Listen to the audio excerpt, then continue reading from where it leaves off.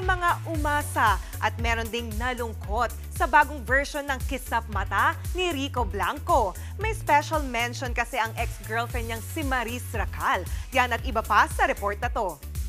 Dami kasing tanong about Kasunod ng hiwalayan ni Maris Racal at Rico Blanco, may ilan pa ring hindi maka-move on dahil yan sa inilabas na video ni Rico ng kanyang bagong version ng River Maya classic song na Kisap Mata.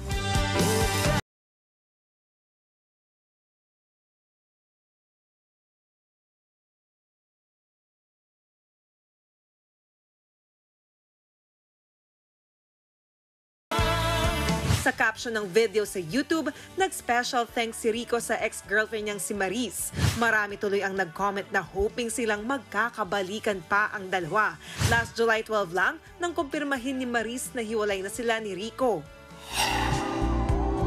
It's been a year na nang ikasal sina legit Dabarkads May Mendoza at Arjo Atayde. Kaya naman napa-throwback sila sa Instagram ng sweet moments sa kanilang private wedding. Nag-post din sila ng ilang never-before-seen photos sa kanilang kasal. July 28 nang ikasal sina Maine at Arjo sa Baguio City.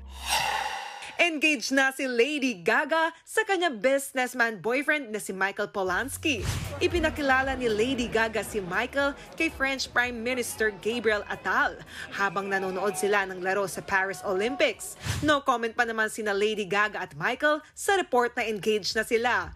2020 nang kumpirmahin nila ang kanilang relasyon matapos maispatan silang magkasama sa Super Bowl. Mga kapatid, Jania Lipon po, laging maging updated sa latest sa entertainment and lifestyle para maging una sa balitaan. Bisitahin at mag-subscribe na sa social media pages ng News 5.